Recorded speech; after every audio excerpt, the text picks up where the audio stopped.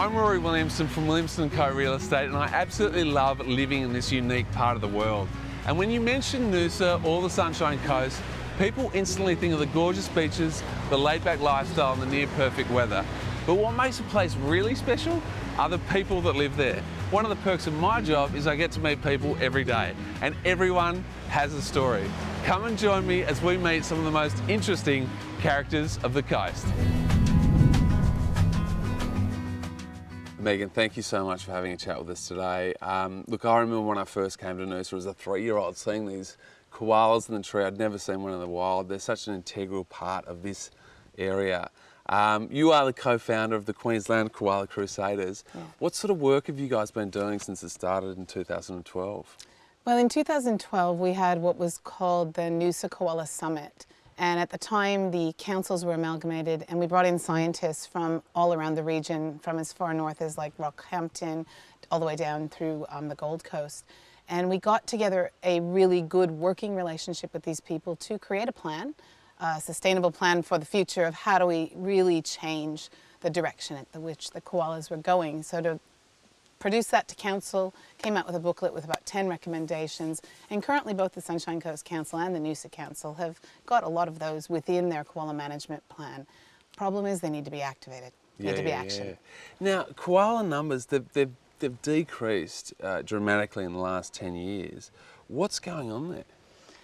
Well, in 2013, when we had LNP government in at that time, Campbell Newman actually wiped away the Vegetation Management Act, and by doing that it was open slather for clearing land within Queensland. So a lot of people who had wanted to clear bits of land, whether it was for farming or for development, went ahead and did that at that time, and there was no real consideration for koala habitat within that. And you know, the whole essence of the Australian Koala Foundation saying no tree, no me, it really does exist. And also the increase in disease that happens after significant clearing, habitat loss and fragmentation, as well as disease, are probably the main issues we see that are wiping out our koala populations. Yeah. Now, we've recently had the big Prigen fires. You were in there literally when it was still smoking, looking for koalas that had been harmed and other animals. Yeah. What did you see in there? You know, it's incredibly disturbing to walk into a black zone 36 hours after fire. And the only way I can describe it really is it's like you're walking into a crematorium. You know that you're walking on death. The smaller animals, the slower animals on the ground have nowhere to go with a fire that hot and that big. So we saw a lot of echidnas, lizards, snakes, and then the skies were silent. So we were walking through, and you know, here we're standing here and we can hear birds, and we can hear, you know, animals moving in the forest. You don't really think about it, it's just natural when you're out walking in the bush. In a black zone, right after, it's literally silent. So as we started walking into some of the areas that were still a bit green, that got a little bit spared from the fires, then we started seeing things. There were a few frogs, a couple of snakes, very dehydrated, needed water. The snake catcher came and was actually feeding the snakes some water. That was brilliant. We also had birds. So kookaburras were in the trees, sitting on black branches, looking around and looking on the ground. They're going to forage something that might be underneath there that will start to regenerate. So they'll probably be okay. But the flying foxes were in very odd places, and they're currently under such threat because of the increased drought, which has decreased their food, and also the increased heat. And then with fire, a lot of their food was wiped out. So they're significantly in trouble. We get reports now in these last weeks of they're falling out of the sky. And we've got carers with hundreds in their care that really need their help. And it's climate change too that's affecting that. It's not just fires, it's not, No. Significantly on the Sunshine Coast fires, we've had koalas somewhat spared, because where these amazing fireys got in there and actually saved the day, saved houses, saved lives, saved people, they also pretty much might have saved the koala population north of that, because Marcus Beach castaways is where we see some of our populations of koalas in this area. Used to see a lot more in Perugian, have not seen them that much over the last few years with the decline in populations. One significant corner on the southwest where we did have koala sightings, we didn't actually see any. Doesn't mean that they aren't there or that they aren't on the outskirts. We just have not been able to find them as of yet. There were a couple of swamp wallabies that were alive and okay in the fire zone, and one kangaroo that we looked at that might have had an eye injury, but it could have been just a watering eye from the smoke, so we don't know, but we could not gain access there because it wouldn't have been safe for us to walk through. There's too much peat under the ground still burning. Yeah, and I had no idea about this. There's actually 2 species of koala in Australia. You've got the southern one, the northern one. Yeah. How do they differ? Obviously, we have the northern ones up here. Yeah, I get asked that question a lot because a lot of people think, oh, well, you know, they've got a prolific amount of koalas in South Australia and Victoria, and they're not listed as endangered, so why can't we just bring them up here and help the populations up here? They are 2 different species. Southern koalas are probably twice the size of our koalas here. Wow. They're much more robust. They have much more fur to change the change of climate because they get a lot of colder situations that we never see up here. So you can't just pop them up here. They also eat different leaf species. So you bring them up here, they're going to starve to death. You bring our koalas down there, they're going to starve to death. They need to be able to eat the species of leaf that's available to them within their own habitat, which is why losing habitat is also really important. Yeah. In exciting news, recently 2,400 hectares of land was acquired back from forestry. It was like a buyback from the Noosa Council, the state government. You were involved in it. It's a huge corridor for koalas. How important is that acquisition for the koala population up here? It's huge. Because we don't have surveys of the proper numbers of koalas in this region, something we really desperately need. We don't know how many are in different areas, but we do know for a fact that where this land was acquired, on the outskirts, we do have some koala populations. A couple of us that have been in this for a while actually believe we might even have a recovering population because we're seeing healthy koalas, we're seeing breeding koalas. That's really important.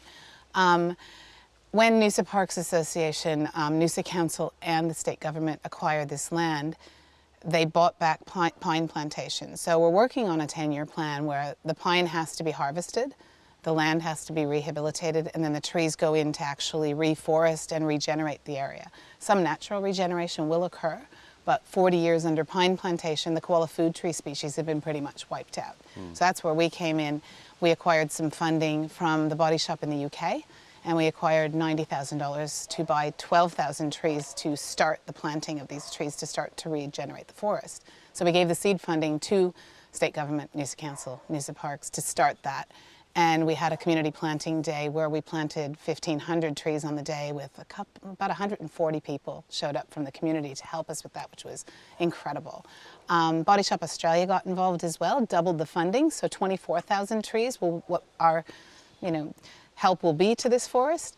And then we continue to want to fundraise and do more to actually plant more quicker because the funding that was available, they bought the land. Yeah. They didn't have the funding then to start planting right now. They probably would have waited maybe even up to 5 years. 5 years is a long time for koalas. 5 years, our trees will be used. They'll be able to at least go through the forest and have a corridor to get from one habitat area that we know they are to another habitat area. So it does provide a bridge or what they call a bio bridge. Yeah. Yeah. I saw an interview with Michael Gloucester. He wants to get more land to connect it into one huge national park. Yeah.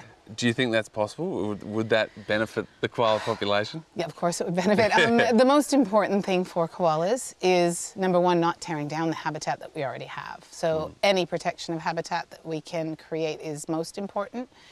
If any habitat has been taken out and it's fragmented, then connecting that habitat, like we've done with this BioBridge project, is critical for their movement and for their safe ability to be nomadic as they should be and move from one area of habitat to another. When we have new babies born, especially the males, the young males start to disperse looking for their own, area of habitat. And areas of habitat, if you look on a map, kind of overlay each other and they connect.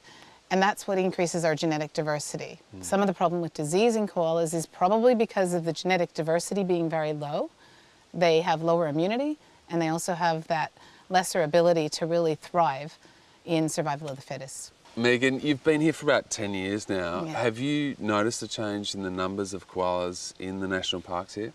Absolutely. When I first came here and saw my first koala in the wild, I'd only been in Australia for 2 days, and I didn't see one koala, I saw 3. And that was incredible to me coming from elsewhere because it was what I wanted to see, a koala and a kangaroo. Then it was estimated that there were approximately 32 koalas within the national park. Within 3 to 5 years, those numbers dropped rapidly. We'd come to try and find a koala, and it was often fewer and far between when we could find one or not. On a koala, when you get a front-facing photograph, you can see each nose pattern is slightly different. They will have a specific pattern to their nose. So we look at that, and we look at a photograph of a koala we see in a month, and you can say, oh, that's the same koala, that's Teodoro. We have a few that we've named in the park. We know that we have somewhere between 3 and 6 right now that we've been able to identify. Couple we haven't seen now in a few months, so we always worry when we haven't seen them. But the numbers have significantly reduced since I saw them 10 years ago. 32 down to 3, maybe 6 is quite significant. And disease is having an impact on koalas. Where are these diseases, where do they originate? Okay, chlamydia comes from sheep and cattle. That's where it originated in this country and how it transferred to koalas. So all koalas in Queensland are carriers of chlamydia. Not always do they have active disease, so it might lay dormant in their system for years, for their life, we don't know. When it becomes active is likely to be due to stress. This could be from the habitat loss and fragmentation, could be due to the fact that they're living in an environment that's shrinking amongst humans. We don't know really what activates the disease, but we do know that from the koalas that are here in Queensland, we're finding more and more sicker and sicker and unable to rehabilitate. And they're dying from this disease. Yeah, absolutely. Yeah, we've got some that we take into care. They're treated, they're brought back out, and a year later we find them again with a wet bottom and we take them in, and internally they're so riddled with disease that they're likely to be in a lot of pain, and then they are euthanized. There's also a state policy that we've been trying to change for years that if a koala, female koala specifically, is deemed reproductively non-viable, meaning they cannot produce any more young, then it is actually part of the policy that they should be euthanized. I believe in Queensland the clearing of koala habitat is worse than any other state in Australia. Why is that? Well, partly that occurred when the vegetation management laws were wiped out, and so we started seeing open slather and really large tracts of habitat being cleared. But the recent government has brought that back, and slowly but surely we're clearing a little bit less. However, we've got existing DAs that have already been accepted, even one here in Noosa over near the RACV, where they will clear some koala habitat, and there isn't a whole lot anybody can do about it because it's been pre-approved. So yes, it's worse than any area in Australia, maybe because we've still got more to clear, but we really need to put a stop to that. Where is the greatest population of koalas in Australia right now? In Australia, the greatest population of koalas would be in the southern region. So in Victoria and in South Australia, they've even just recently come up with some evidence that last year there were quite a few koalas culled along the Great Ocean Road because there are too many, and they're eating the trees to the point where there's not enough leaf to feed the amount of koalas that are there. I highly disagree with culling koalas. I think we need to grow their habitat and then have them extend that habitat so that there's enough trees to feed them. Yeah, we have high numbers there, and they're not listed as vulnerable, as endangered. There are no listings for them. They're considered prolific and abundant. That's going to change if we consider what's happening in industry. In the paper pulp plantations in southwestern Victoria, they grow trees that are a monospecies, and they've found that the koalas are coming in and eating these as one species, which is also unheard of. It's a very changing, adaptive behavior, I would probably presume that's the case. But what happens is in harvesting, they let those trees grow for 10 years. They're abundant with koalas, and they literally just fell the trees, koalas and all, and that wipes out that population, that takes away their food source. So it's unsustainable practice. I think we need a Koala Protection Act to actually protect all the trees across Australia, Queensland specifically, New South Wales specifically, ACT specifically, because that's where they're listed as vulnerable, where I think that listing should also be lifted to endangered, because we can't keep going at the rate we're going. You know, we're living abundantly on a planet that can't survive with us continuing to use all its resources. Yeah. Yeah. When did you first come to Noosa? What were your first impressions? I arrived in January of 2009 with my family. My youngest daughter, who's now 20, was 9. And I wanted to see a koala and I wanted to see a kangaroo. So I came to Noosa. I was living actually down in Mooloolaba. And I came up to Noosa because I knew that in the national park you could see koalas. And yeah, I had the most amazing walk along the track to Tea Tree Bay. And I saw 3 koalas and I saw whales and I saw everything and went, wow, I'm living in paradise. Yeah, it was amazing. Then I went to Australia Zoo and went and saw them in captivity as well as all the other animals that they had there. And I was kind of a fan of Steve's. My kids always watched all the shows on Animal Planet. We didn't watch a lot of TV, but we watched nature shows because I'm a bit of a nature nut. And yeah, we met Terry and we met Bindi and Robert because they were signing the book that she had just written. And I found out that I could volunteer working with koalas at the Australia Zoo Wildlife Hospital. So my son, who was 16 at the time, and I went over and applied, and within a few months we were actually working there, which was amazing. That's how it all started. Yeah. That's great. Yeah. I detect a bit of an accent. Where are you from originally? Originally, I came from Niagara Falls, New York. My kids were born in Half Moon Bay, California, which is south of San Francisco. We've lived in the UK for 5 years, and then back to the States and now here. So we've been here for 10 years. Is there a pocket of Noosa or the Sunshine Coast, if you were to live, that you would choose to live in?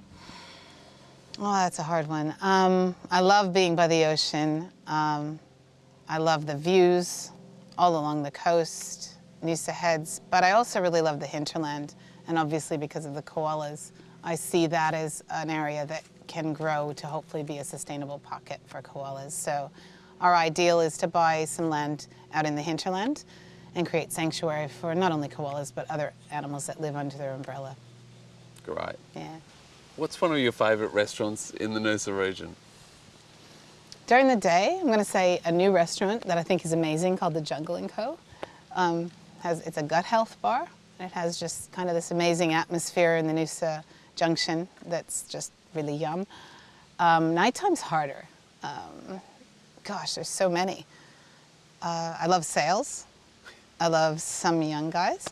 I love, oh gosh, where else? I don't know, there's so many. I can't name them. I've named 2, that's about all. And all the other restaurants along the river and, you know. Yeah, there's just so many. I love to eat out, so yeah. Do you have a favourite little secret spot in Noosa, in the nature? Some people it's a beach, some people it's not, that you treasure? I'd say it used to be the ferry pools here in National Park, but that's gotten a bit crowded. Now I would say there's a couple of spots down in Sunrise Beach, and then up in the Montville area, like up in the hinterland way up there as well. So yeah, some of the waterfalls and things. Yeah. Now you've done a bit I'm not going to tell where they are. Yeah. You've also worked in the community at Noosa Arts Theatre, not just for the koalas. What sort of roles do you like to do there? Wow, well, when I first came here, I think it was 2010, maybe 2011, I believe it was 2010, my whole family, except for my son because he was too busy in his last year of high school, were in Fiddler on the Roof. That was the first show that we were in at Noosa Arts Theatre. I loved it. I got to play Grandma Seitel and I got to be this old lady who got to sing. I've done a few Shakespeare, so Midsummer Night's Dream. I did a little bit of panto. I love musicals, so I guess I'd say all the musical roles. I've been pretty busy with koalas, so I haven't done it in a while, but maybe next year. Yeah. You could join the two, have a fundraiser, do a koala musical, maybe, who knows? I've done a fundraiser I know there. a writer. I've actually done Dave Williamson. I would love to him. Yeah, I would love. We could have a chat and try and get that going. Oh, getting David on a koala, that would be quite amazing. We could probably raise a lot of funds for koalas. Yeah. We did do one fundraiser there where I showed a documentary film that I did called Making Room for Koalas. Had people dress up as koalas, and we did the last wild koala where people were falling with the trees, and that was back in 2012, I think. Yeah. So I have done a little bit. They're always supportive of our work. Yeah. So if people wanted to assist with the Queensland Koala Crusaders, where can they go to get some more information and maybe donate? Our website is www.koalacrusaders.org.au. They can go there. They can contact any of our members. They can become members. They can become a monthly donor. or they can give a one-time donation. We've been very lucky in the past week to raise some funds for the fire victims, and that will probably go to the Flying Fox people as well as more into habitat regeneration. Great. Yeah. Thanks so much for your time, Meghan. You're doing amazing work for the community. We really appreciate it. Thank you. Thank you.